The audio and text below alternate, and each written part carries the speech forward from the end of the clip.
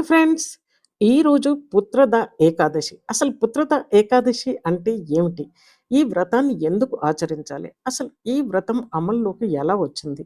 దాని పురాణ కథ ఏమిటి? మరి ఇది సంతానం కోసం మాత్రమే చేస్తారా? లేకపోతే మరే దేనికైనా కూడా చేస్తారా? ఇవన్నీ విషయాలు తెలుసుకోవాలంటే వీడియోని చివరి వరకు చూడండి. అన్నీ కూడా చక్కగా వివరించబడ్డాయి. మరింకెందుకు ఆలస్యము బెల్ ఐకాన్ హిట్ చేసి మన ఛానల్‌లో ఒక మెంబర్‌గా కండి సబ్స్క్రైబ్ చేసుకోండి. ఇష్టమైతే ఒక లైక్ చేసి ఈ కథలోకి వెళ్దాం. పుత్రత ఏకాదశి అంటే ఏమిటి? అంటే ప్రతి ఏకాదశికి ఒక ప్రత్యేకత ఉంటుంది. శ్రీ మహావిష్ణువునకు అత్యంత ప్రీతికరమైన ఏకాదశి వ్రతాలలో ఈ పుత్రద ఏకాదశి ఒకటి. పుత్రద అంటే సంతానం ప్రసాదించే అని అర్థం. మరి ఎవరికైతే పుత్రులు లేరో వాళ్ళు ఇలాంటి ప్రత్యేక వ్రతాన్ని చేస్తే పుత్ర సంతానం కలుగుతుంది అని ఒక పురాణ కథ చెప్తుంది. మరి ఒక్క పురాణ కథ ప్రకారం పుత్ర సంతానమేనా? మరే దేనికైనా కూడా చేసుకోవచ్చా? అంటే చూద్దాం. దాన్ని ఎందుకు ఆచరిస్తారు? అసలు కేవలం సంతానం కోసం మాత్రమేనా? అంటే కాదండి. ఆల్రెడీ సంతానం ఉన్న వాళ్ళకి ఆ సంతానం ఆరోగ్యము, క్షేమం కోసం, కుటుంబ సౌభాగ్యం కోసం, శ్రీ మహావిష్ణువు అనుగ్రహం కోసం, అలాగే మన పాపాలను తొలగించుకోవడానికి, పుణ్యమును పొందడానికి వీటన్నింటికి కూడా ఈరోజు వ్రతం చేస్తారు.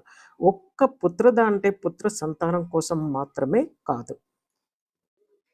అయితే ఈ వ్రత విధానము ఎలా వచ్చింది అంటే, దానికి ఒక పురాణ కథ అనేది ఉంది.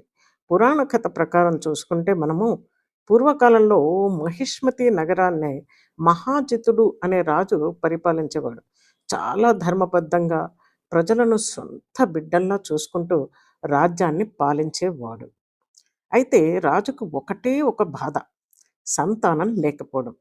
ఎన్నో దాన ధర్మాలు చేసినా, ఎన్నో పూజలు చేసినా ఫలితం అనేది కనిపించలేదు.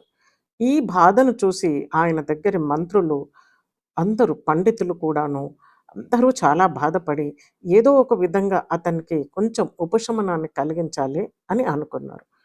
అలా వాళ్ళు అడవిలోకి వెళ్ళి మన లోమష మహర్షిని కలుసుకున్నారు. ఈ లోమష మహర్షిని కలుసుకొని రాజు బాధను వివరించారు. మరి అతను ఏం చెప్పాడు? రాజు లోమష మహర్షి దగ్గరికి వెళ్ళి రాజు మహర్షి దగ్గరికి వెళ్ళి తన బాధను చెప్పుకున్నాడు. నాకిలా సంతానం లేదు. నాకు సంతానం కలగాలి అని. అప్పుడు ఆ మహర్షి అసలు ఎందుకు సంతానం కలగలేదు అని వివరిస్తూ, సంతానం కలగడానికి ఏమి చేయాలి అని చెప్తారనమాట. రాజు పూర్వజన్మలో అడవిలో వెళ్తూ ఉండగా, ప్రయాణిస్తూ ఉండగా మంచినీళ్ళు తాగుదామని ఒక సరస్సు దగ్గరికి వెళ్తారు. అయితే ఆ టైంలో అక్కడ ఒక ఆవు, దూడ ఆ మంచినీళ్ళను తాగుతూ ఉంటాయి. మరి రాజు వెళ్ళారు కదా! అతను వాటిని వెంటనే అక్కడి నుంచి తరిమి కొట్టేసి తను నీళ్లు తాగుతాడనమాట. సో, ఈ చిన్న తప్పు చేయడం వల్ల అతనికి సంతానం లేదు అని ఆ మహర్షి చెబుతారు. మహారాజుకు ఆ మహర్షి ఏమని చెప్పారు? పుత్రద ఏకాదశి వ్రత విధానం ఎలా అని చెప్పారు? అంటే మహారాజుతోని ఇలా చెప్తారు. శ్రావణ శుక్ల ఏకాదశి రోజున భక్తి శ్రద్ధలతో విష్ణుమూర్తికి పూజ చేయాలి. మరి ఎలా చేయాలి? చక్కగా ఉదయమే లేచి తలస్నానం చేసుకొని, తులసి దళాలతోని విష్ణుమూర్తికి చాలా ఇష్టం కాబట్టి, చక్కగా ఆయనకు పూజను చేసి, ఆ రోజు ఉపవాసం ఉండి, అలాగే శ్రీ మహావిష్ణువు యొక్క స్తోత్రము, అష్టదళ ఆహ్, శ్రీ మహావిష్ణువు సహస్రనామాలు మొత్తము ఆ రోజంతా కూడా విష్ణు నామస్మరణ చేసి, ఆ మరుసటి రోజు అంటే ద్వాదశి రోజు వరకు ఉపవాసాన్ని కొనసాగించి, చేతనైనంత వరకు రాత్రిపూట జాగరణ చేసి, విష్ణు నామస్మరణలు, భజనలు, కథాశ్రవణం చేయాలి అని చెప్పడం జరుగుతుంది. మరి మరుసటి రోజు ద్వాదశి నాడు విధిగా మళ్ళీ పూజ చేసి, దాన ధర్మాలు చేయడము, బ్రాహ్మణులకు భోజనాలు పెట్టాలి, దాన ధర్మాలు చేయాలి. అప్పుడు ఈ వ్రత పుణ్యఫలాన్ని భక్తితో మనం చేస్తున్నాము కాబట్టి మనకు ఫలము అనేది వస్తుంది. అప్పుడు శ్రీ మహావిష్ణువు అనుగ్రహంతో కోరిన శుభ ఫలాలన్నీ లభిస్తాయి అని ఈ మహర్షి చెప్పడము జరుగుతుంది. మరి ఆ విష్ణుమూర్తి పూజను ఈ మహారాజు ఆచరించారా? లేదా ఏం జరిగింది అనేది మనం ఇప్పుడు చూద్దాం. మరి పూజను చేయించడం ఏంటి? చక్కగా ఆ మహారాజు చూడండి చక్కగా పూజను గురువుగారు చెప్పినట్టు, మహర్షి గారు చెప్పినట్టు ఆచరిస్తారు. అందరికీ ఆనందం కలిగించే విధంగా వారికి సత్సంతాన భాగ్యం కలుగుతుంది. చక్కటి పుత్రరత్నాన్ని పొందుతారు. మరి ఇలా జరిగింది కాబట్టి దీనితోనే మనకు ఈ రోజుల్లో కూడా ఈ ఏకాదశి పుత్రద ఏకాదశి అనేది అందరూ ఆచరిస్తే పుత్రులకు బాగా ఉంటుంది, మంచి జరుగుతుంది, పుత్ర సంతానం కలుగుతుంది అని చెప్పి ఒక నమ్మకంతోనే ఇప్పుడు ఈ పూజలను చేస్తూ ఉంటారు. మరి ఈరోజు ఈ పుత్రద ఏకాదశి ఎప్పుడు ప్రారంభమై ఎప్పుడు ముగుస్తుంది అని అనుకుంటే 23వ తారీఖు అంటే ఆదివారం రాత్రి 2 గంటలకు అంటే మనకు ఈరోజు వచ్చింది కాబట్టి ఉదయంతో తిథి ప్రారంభమైతే ఆ రోజే చేస్తాము కాబట్టి ఈరోజు మనము దీన్ని చేసుకుంటున్నాము.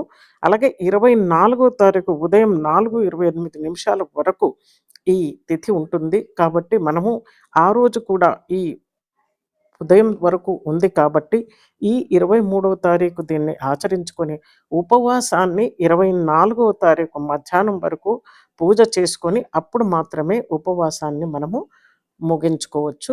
అప్పుడు భోజనం చేసుకోవచ్చు. మరి ఈ పూజా విధానం మనం చెప్పాము. విష్ణుమూర్తికి తులసి దళం అంటే చాలా ఇష్టం కాబట్టి తులసి దళంతోని, పంచామృతంలోని, పసుపు వస్త్రంతోని పూజా విధానం చక్కగా విష్ణుమూర్తికి పూజ చేసి అతని నామస్మరణ చేస్తూ విష్ణు సహస్రనామాలు, విష్ణు అష్టోత్తర శతనామావళి ఇవన్నీ కూడా చదువుకొని విష్ణుమూర్తికి చక్కగా పూజ చేసి అలాగే ఈరోజు నిర్జల ఉపవాసం చేస్తారు. పళ్ళు, ఫలాలు తినుకుంటూ కూడా చేస్తారు. కొంతమంది ఫలాహారం తిని కూడా చేస్తారు. ఏది ఏమైనా అన్నము, గోధుమలవి కాకుండా ఫలాలు తిని చేస్తే పర్వాలేదు. వాళ్ళ ఆరోగ్య రీత్యా వాళ్ళు చూసుకొని ఉపవాసాలు చేస్తే మంచిది. జాగరణ అనేది కూడా వారి వారి స్తోమతను బట్టి, వారి వారి ఆరోగ్య విషయాలను బట్టి చేసుకోవచ్చు. ఏ పూజ అయినా ఇలా చేస్తేనే సంతానం కలుగుతుంది, అలా చేస్తానే ఒక 2 లవంగాలు పెట్టడము, యాలకులు పెట్టడం అని మాత్రం నేను చెప్పలేనండి.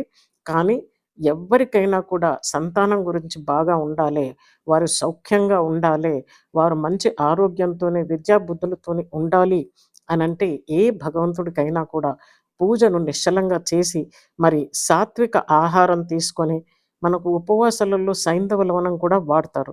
అలాగే మాంసాహారాలను త్యజించి చేసుకుంటే మనము ఈ పూజతోని దాన ధర్మాలు కూడా చేసుకుంటే చక్కగా సంతానం లేనటువంటి వాటికి సంతానం కలుగుతుంది. అలాగే పుత్ర సంతానమే అని కాదండి, సత్సంతానం భాగ్యం అనేది కలుగుతుంది.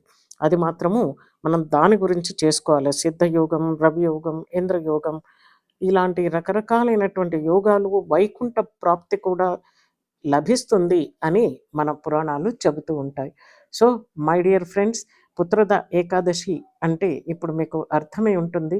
మరీ మూర్ఖంగా అన్నిటిని ఇలా చేస్తే ఒకే పదంగా వచ్చేస్తాయని మాత్రం నమ్మకండి. మన భక్తి ఇంపార్టెంట్ ఇక్కడ మనకు. ఎంత భక్తితో చేస్తున్నాము, ఎంత భక్తితో చేస్తే మనము అంత శ్రీ మహావిష్ణువు అనుగ్రహము మనకు లభిస్తుంది. భక్తి ముఖ్యము. ఆడంబరత మరీ ఇలాగే చేయాలి అనేటువంటివి మాత్రం కాదు. దేవుడు కూడా మనల్ని చూస్తూ ఉంటాడు. ఎవరు భక్తితో చేస్తే వారికి తప్పకుండా శుభ ఫలితాలే కలుగుతాయి. మరి మీకు ఎలా అనిపించిందో, మీరు ఈ వ్రతాన్ని ఆచరిస్తున్నారా అని చెబుతూ అలాగే ఓం నమో నారాయణాయ అని కామెంట్ చేయండి. మన ఛానల్లో ఇలాంటి మంచి విషయాలు అంటే భక్తికి మరియు సైన్స్‌కి సమాంతరంగా చెబుతూ ఎన్నో విషయాలు ముందు ముందు వస్తూనే ఉంటాయి. ఇష్టమైతే లైక్ చేసి మీ ఫ్రెండ్స్‌కి షేర్ చేసుకొని, అలాగే ఒక బెల్ ఐకాన్ హిట్ చేసి మన ఫ్యామిలీలో ఒక మెంబర్ కండి. చూస్తూనే ఉండండి. Thank you so much.